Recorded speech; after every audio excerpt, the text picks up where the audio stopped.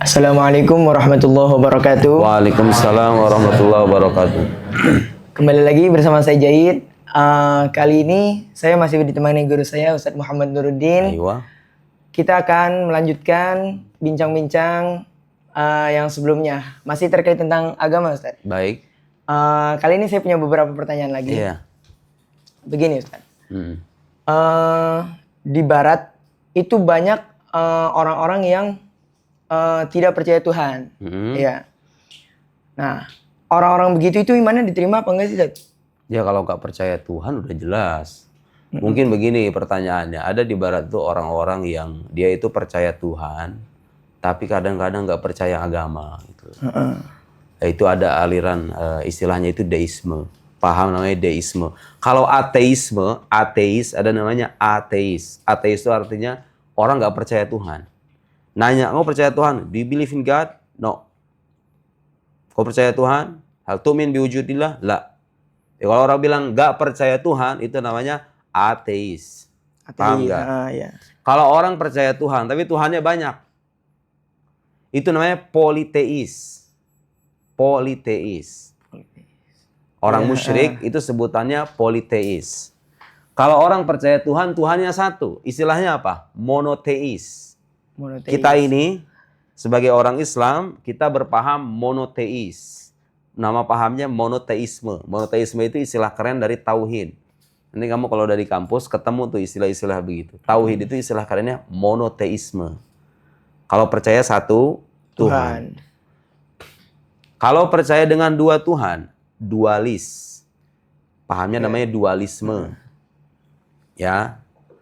Kalau percaya apalagi? Percaya Tuhan doang, tapi nggak percaya agama, nggak percaya nabi, nggak percaya syariat, nggak percaya yang namanya Tuhan itu nurunin wahyu, nggak percaya yang begituan tuh. Tapi percaya alam ini ada yang menciptakan. Nah di Barat itu ada yang kayak begitu. Ya orang ateisnya ada, orang kayak gitu juga ada gitu. Jadi selangkah lebih maju tuh. Kalau orang ateis kan nggak percaya Tuhan. Nah kalau ini dia percaya Tuhan doang, tapi nggak mau terikat dengan aturan agama. Dia nggak percaya namanya wahyu. Wahyu itu artinya apa? Wahyu itu pengetahuan yang diklaim berasal dari Tuhan.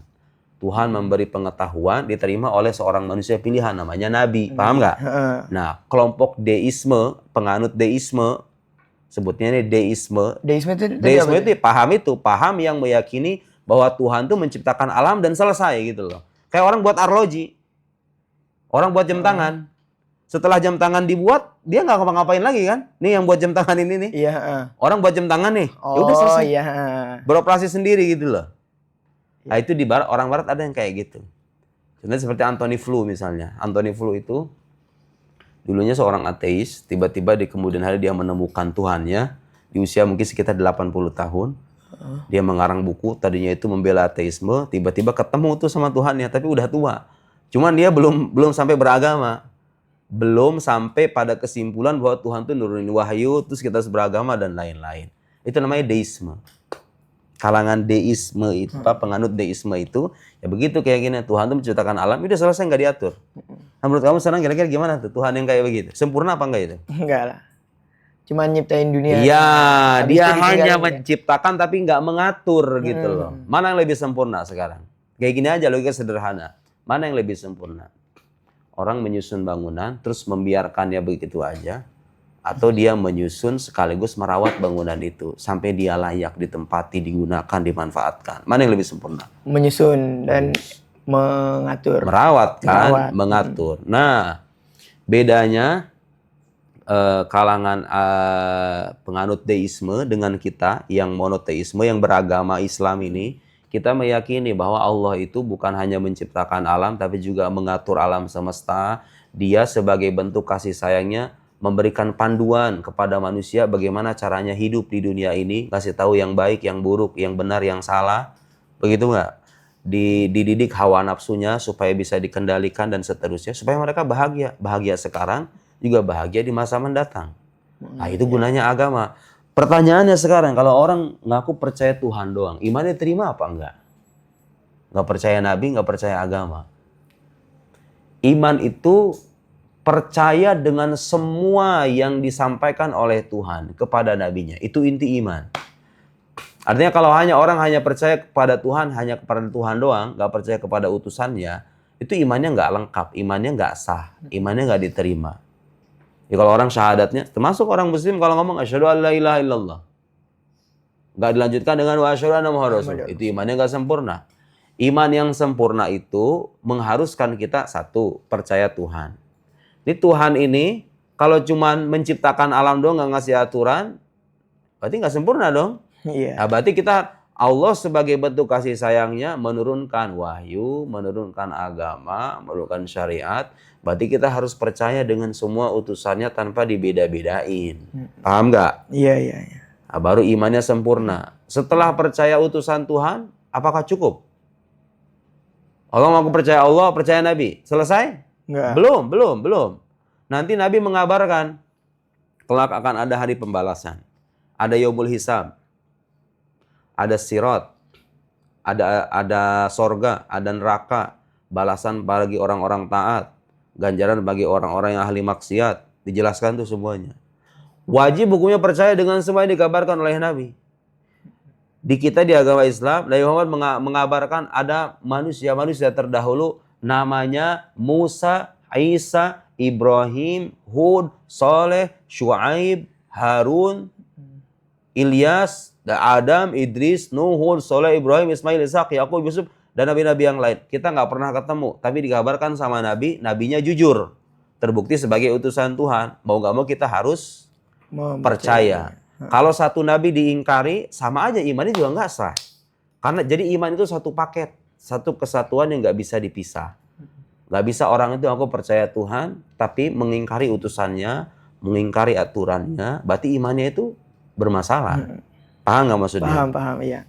Itulah alasan kenapa dalam Al-Quranul Karim misalnya, orang-orang yang mengaku percaya pada sebagian nabi, tapi mengingkari sebagian yang lain, itu disebut orang kafir.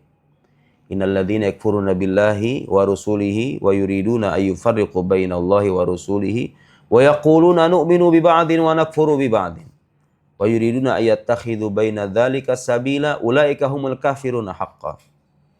Orang-orang yang mengingkari Allah dan Rasulnya. Kemudian mereka berkata, kami percaya pada sebagian nabi, tapi mengingkari sebagian yang lain. Paham nggak? Iya. Percaya kepada Nabi Adam, Idris, Nuh, Hud, Saleh, percaya kepada Nabi Musa, Isa, nggak percaya Nabi Muhammad. Misalnya begitu. Atau mengaku percaya Nabi Muhammad, Nabi Isa, nggak percaya Nabi Musa misalnya. Atau nggak percaya dengan Nabi Adam. Aku percaya Nabi Muhammad, Nabi Isa, Nabi Musa, nggak percaya Nabi Adam.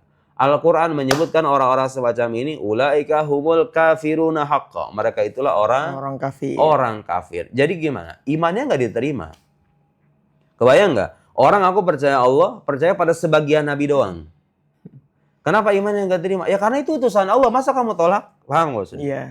Ya apa buktinya Ustaz kalau dia utusan Allah? Ya makanya kita pelajari sejarah kehidupannya, bukti-bukti kenabiannya, ya kan? Dan kalau kita bicara Nabi Muhammad sallallahu alaihi wasallam, sejarah hidupnya lengkap.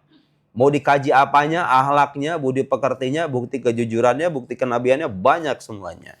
Setelah kita berkesimpulan, oh ini nabi beneran, ya harus kita benarkan ajarannya. Baru iman kita diterima. Paham nggak maksudnya? Paham ya. Jadi iman itu, sekarang ada orang ngaku percaya Nabi, nggak percaya alam akhirat. Diterima nggak imannya? Nggak diterima. Kenapa? Karena sekali lagi iman itu suatu paket. Nah sekarang begini, saya mau nanya sama kamu. Dari mulai kutub utara sampai kutub selatan, ada nggak agama di dunia ini yang nyuruh umatnya harus percaya dengan semua Nabi?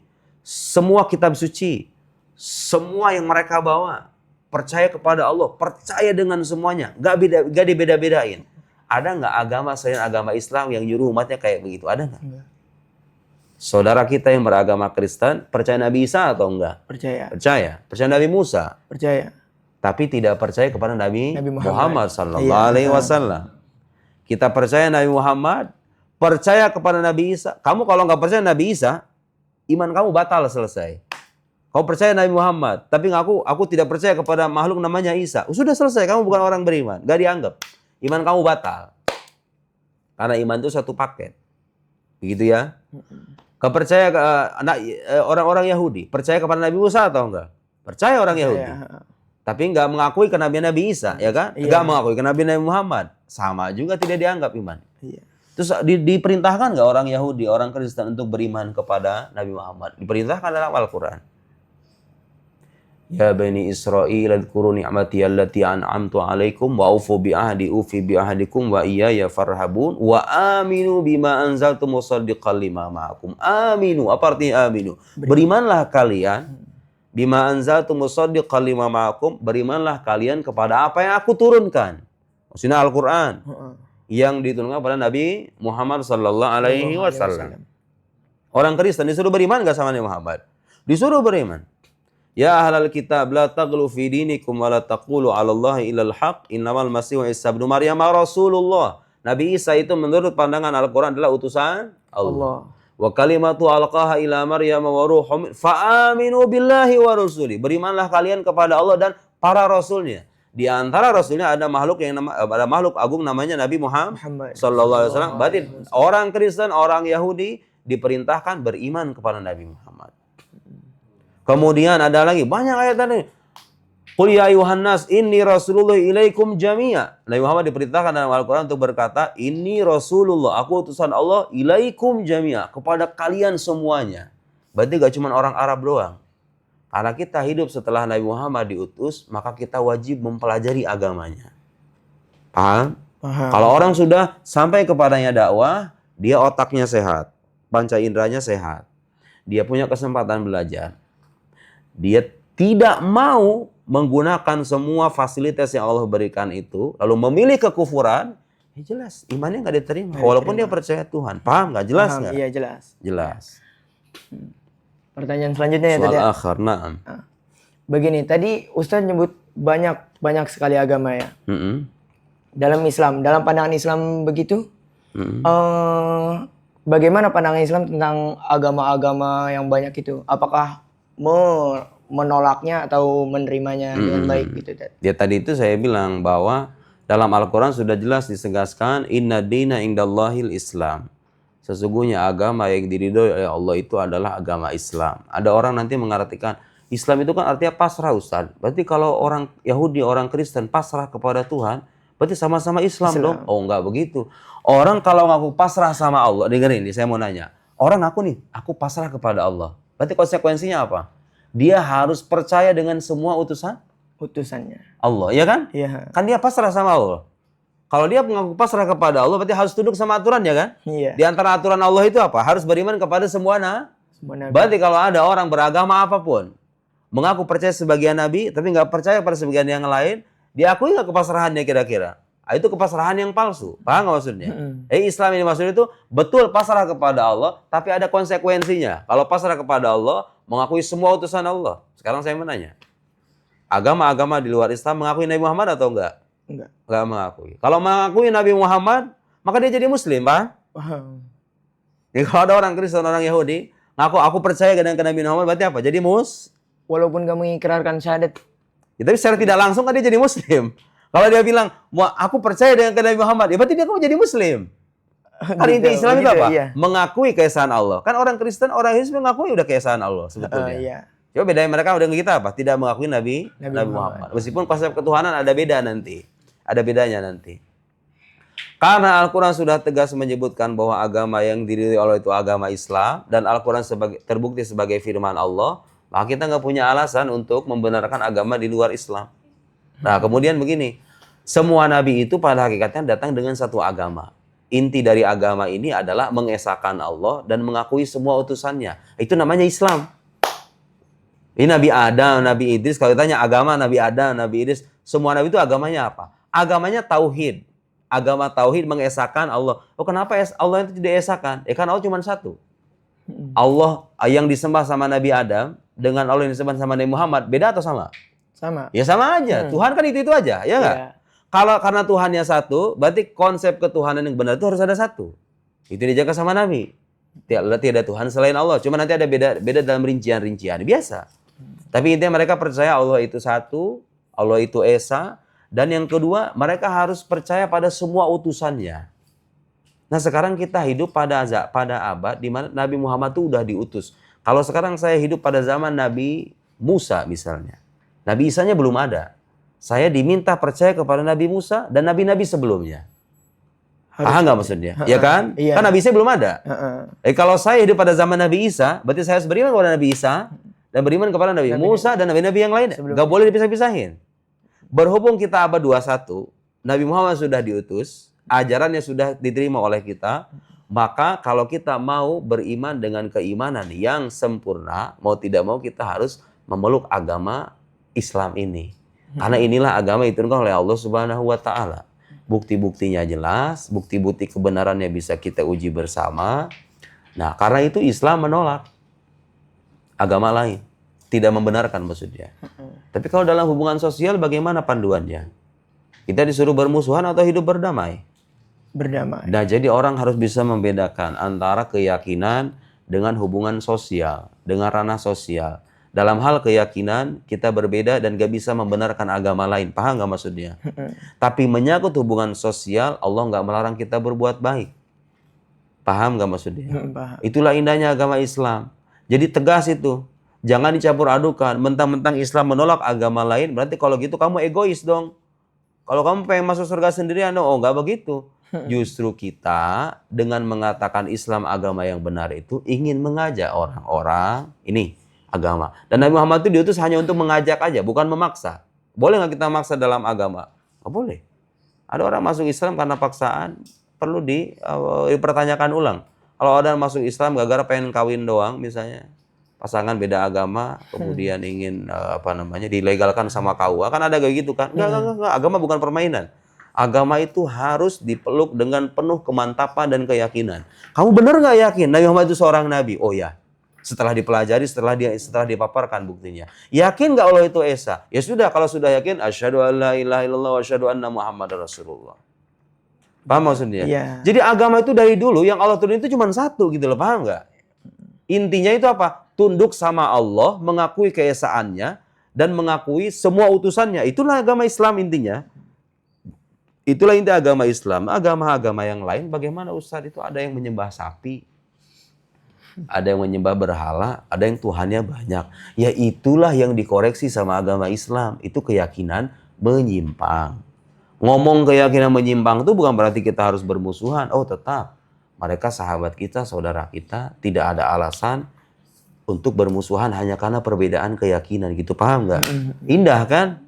Ya sangat indah. Ya, kita tidak memaksa orang untuk masuk, tapi kita hanya sebatas menyampaikan. Mereka terima silahkan, tidak terima tidak jadi masalah. Begitu ya. Paham ya? Sebentar. Tadi saya mau nanya ke kamu. Menurut kamu kalau jadi Muslim perlu nggak pindah ke Kristen atau ke Yahudi? enggak. Kenapa? Karena agama Islam itu yang paling lengkap. Ya sudah sempurna kan? Iya. Kamu kalau jadi orang Kristen berarti kamu harus mengingkari Nabi Muhammad, benar nggak? Iya. Iya nggak? Kalau kamu jadi orang Yahudi berarti kamu harus mengingkari Nabi Isa dan Nabi Muhammad, ya nggak? Iya. Ngapain lagi kita pindah agama, ya nggak?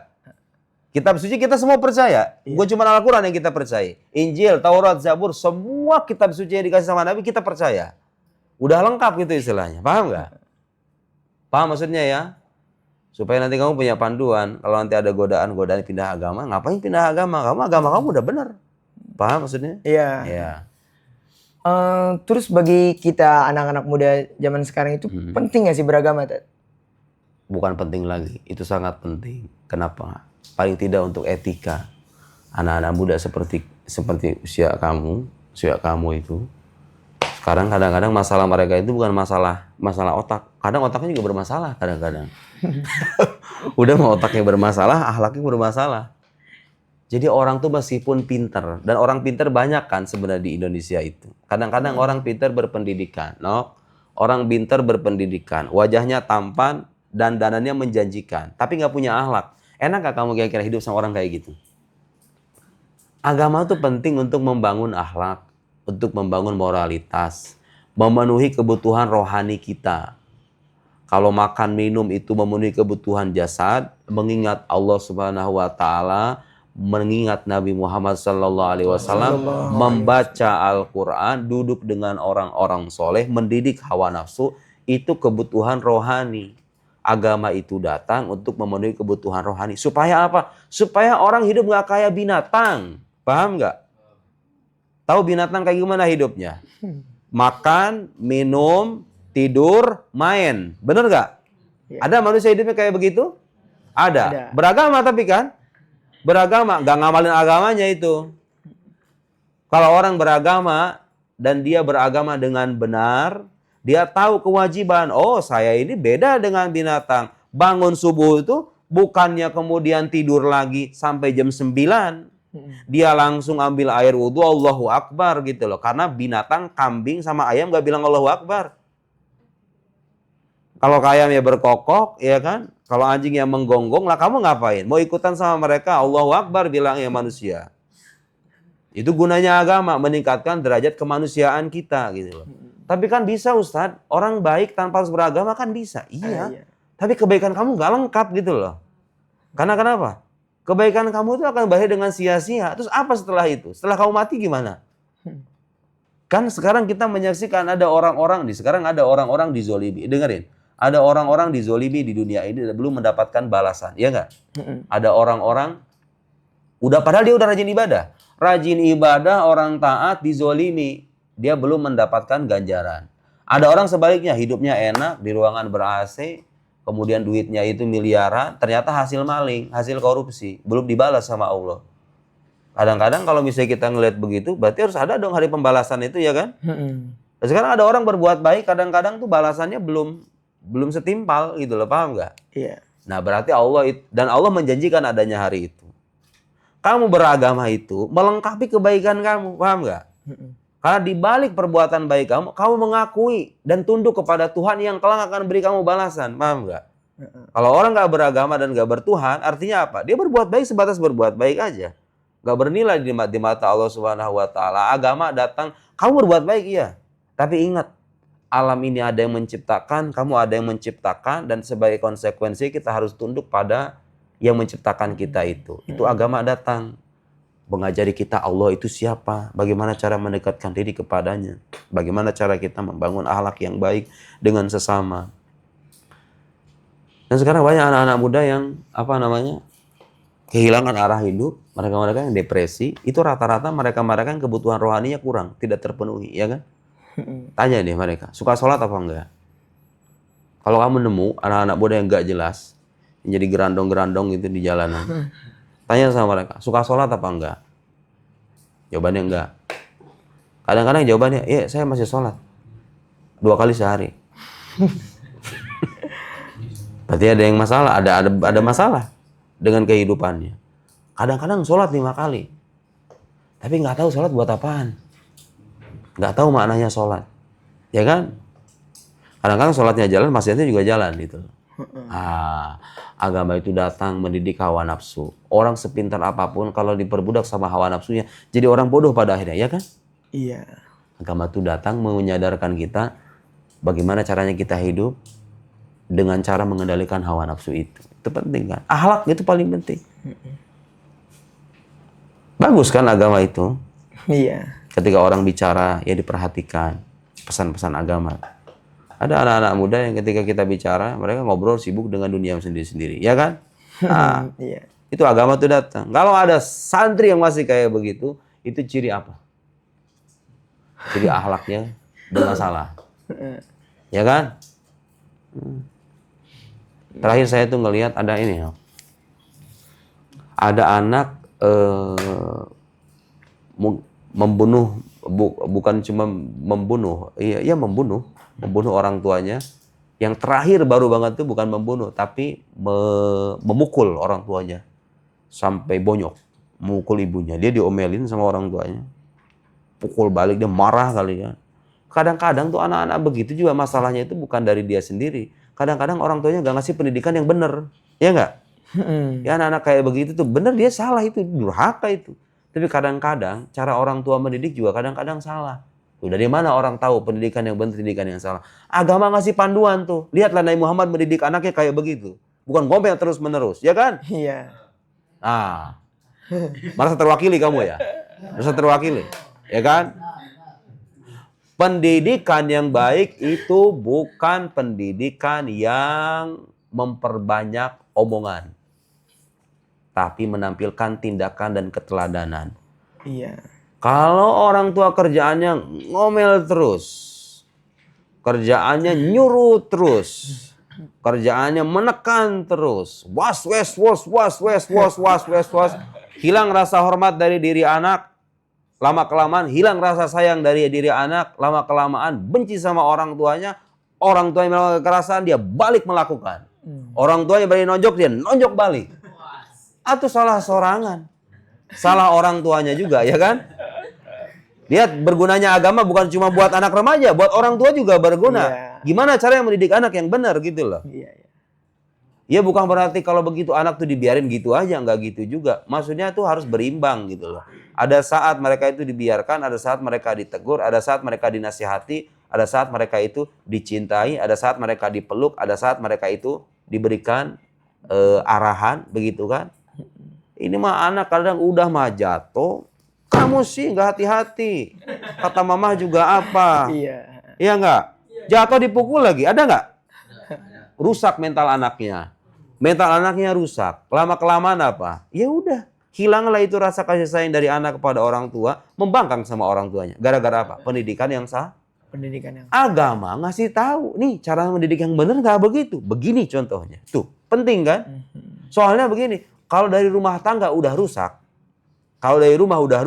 kita mau berharap apa untuk negara kita, ya nggak? Iya. Karena pendidikan awal bagi anak itu di mana coba? Di rumah harusnya. Jadi kamu itu, saya ini di pesantren ngambil tugas orang tua kamu. Yang berkewajiban ngasih beginian itu sama kamu tuh orang tua kamu yang ngelahirin kamu. Kamu saya lahirin nggak? Hah? Ada yang ngaku? Sebagai anak saya ada. Nggak pernah ada yang saya lahirin kan? Coba kamu kok datang-datang jadi kewajiban saya nasehatin kamu. Ngasih panduan agama dan lain-lain. Orang tua kamu itu harusnya. Berbagi tugas. Udah gitu kalau ada salah langsung protes lagi, ya nggak? Gimana tuh? Kumaha tuh ibu? Wah KI masa kalian lah. Itu gunanya agama tuh begitu. Ya kamu juga jangan sampai jadi anak yang membangkang gitu loh sama orang tua. Orang tua itu harus ditaati bagaimanapun dia orang tua. Gak boleh dengan alasan, mama sih gak bener ngedidik aku. Ya gitu juga salah kamu. Harus bagaimanapun orang tua tetap harus dihormati. Cuman saya mau bilang bahwa agama itu berguna hatta di kehidupan rumah tangga, kehidupan pribadi, kehidupan sosial, kehidupan bernegara, kehidupan sampai kita alam akhirat. Iya. Penting beragama itu jadinya. Iya. Pertanyaan selanjutnya, mungkin pertanyaan terakhir ini. Iya. Bagaimana ya nasib orang-orang yang nggak memeluk Islam itu nanti apakah mereka masuk neraka semua atau ada yang dipilih sama Allah masuk surga? Yang jelas yang jelas mereka itu beda-beda nasibnya. Gak bisa dipukul rata. Pokoknya kalau ada orang di luar Islam beda agama dengan kita pasti masuk neraka nih. Si Engko, si Encin, si Haji Marjuki, Haji itu semuanya yang gak beragama Islam masuk. Kalau Haji Marjuki ya Islam. Kasih contohnya salah. Apa nama-nama nggak bisa, nggak boleh kita memvonis begitu. Kenapa nggak boleh? Kenapa? Karena kita nggak pernah tahu akhir hayat seorang tuh kayak gimana. Sekarang dia non Muslim, tapi kan seminggu sebelum dia mati bisa aja lo kasih hidayah, ya nggak? Dia banyak berbuat baik, kalau kasih hidayah, ternyata Rasulullah masuk Islam, diterima wali ibadahnya sama Allah. Kita kan? Iya. Nasib akhir kita nggak pernah tahu. Cuma ketentuan yang berlaku adalah kalau orang mau selamat, maka dia harus beriman. Tentu kalau sudah sampai kepadanya dakwah atau ajakan untuk beriman, ya paham nggak? Iya. Nah sekarang begini, keadaan orang-orang yang nggak beragama, yang di luar Islam itu beda-beda nasibnya. Ada di antara mereka hidupnya di pegunungan, di pelosok-pelosok Islandia, Australia, di gunung-gunung misalnya. Nggak tahu Islam, nggak tahu Nabi Muhammad, nggak tahu Al-Quran, nggak tahu agama ini. Dan dia non-Muslim. Divonis masuk neraka apa enggak? Nggak bisa. Nggak bisa, kenapa? Karena belum sampai kepadanya dakwah. Karena itu kita nggak bisa mengukur rata semua non-Muslim kafir, semua non-Muslim kafir abadi neraka semuanya. Nggak bisa, kenapa? Karena sebagian non-Muslim itu mereka tidak memeluk Islam bukan karena membenci Islam. Bukan karena memusuhi Islam, tapi karena belum mengenal Islam, paham nggak? Iya. Nasib orang-orang semacam ini yang belum mengenal Islam, beneran belum kenal Nabi Muhammad, belum kenal Al-Quran begitu, maka mereka dihukumi dengan hukum ahlu fatrah. Ahlu fatrah itu orang-orang hidup pada zaman di antara dua nabi. Hukumnya selamat. Mereka akan selamat kalau benar belum menerima dakwah Islam. Yang kafir beneran itu apa? Berakal sehat, punya panca indera, tidak ada cacat, sudah menerima ajakan beriman, tahu manusia namanya Nabi Muhammad, tahu Al-Quran, tahu Islam, tapi dia menolak. Dia menolak dengan kesombongan, dia nggak mau belajar, bermalas-malasan, lebih mementingkan kepentingan duniawinya, hidup kayak binatang, itu orang kafir beneran. Dan wajar aja kalau sama Tuhan disiksa. Kenapa? Dia udah dikasih kesempatan buat belajar, ya kan? Dikasih panca indera, dikasih akal, dikasih hati nurani untuk memilih, mencerna, dikasih kesempatan bertanya, dikasih kesempatan untuk memilih, untuk mencari kebenaran. Dia nggak mau gunakan itu. Nah, itu namanya orang kafir beneran. Sekarang saya mau nanya, orang non-muslim kayak gitu semua nggak? Nggak semua kan? Beda-beda kan keadaan mereka kan? Karena itu nasib mereka di alam akhirat tergantung keadaan mereka itu. Kalau mereka termasuk yang menolak kebenaran, ya mereka dapatkan ancaman. Kalau mereka termasuk orang yang belum menerima ajakan, ya Allah juga adil. Wa ma kunna mu'adzibina hatta nab'atsa rasula. Itulah alasan kenapa saya sering bilang ayahanda, ibunda Nabi itu selamat bukan masuk neraka. Kenapa? Karena mereka hidup pada zaman nabinya belum ada. Belum ada. Dakwahnya belum ada. Sayyid Abdullah, ayahanda Nabi, Sayyidah Aminah, ibunda Nabi, itu selamat kenapa? Karena mereka hidup pada zaman fatrah. Pada zaman di mana Nabi itu belum ada. Paham gak maksudnya? Oh, nabinya aja masih dalam perutnya, gimana ceritanya masuk neraka, ya kan? Kira-kira begitu ya. Itulah bentuk keadilan Islam dalam melihat orang-orang yang berbeda keyakinan. Gak semuanya dipukul rata. Adil kan? Adil. Sangat adil. Ya, begitu. Begitulah mungkin teman-teman ya. Bagaimana kita menghukumi orang yang non-muslim itu tidak bisa kita katakan dia masuk neraka begitu ya. Seperti yang Ustadz sampaikan tadi, kita tidak bisa menghukumi seseorang itu bakal masuk neraka apa enggak, karena kita tidak tahu bagaimana akhir hayat setiap manusia. Tapi yang jelas kita nggak membenarkan agama mereka. Iya. Ya. Penting gitu ya. Tetap harus kita meyakini kebenaran agama kita, tidak membenarkan agama di luar agama kita, tapi kita tidak memandang non muslim itu semuanya sama gitu loh. Paham nggak? Itu poinnya. Iya siap. Baik. Sekian mungkin semoga bermanfaat buat teman-teman semuanya. Semoga bisa dijadikan bahan renungan. Assalamualaikum warahmatullahi wabarakatuh. Waalaikumsalam.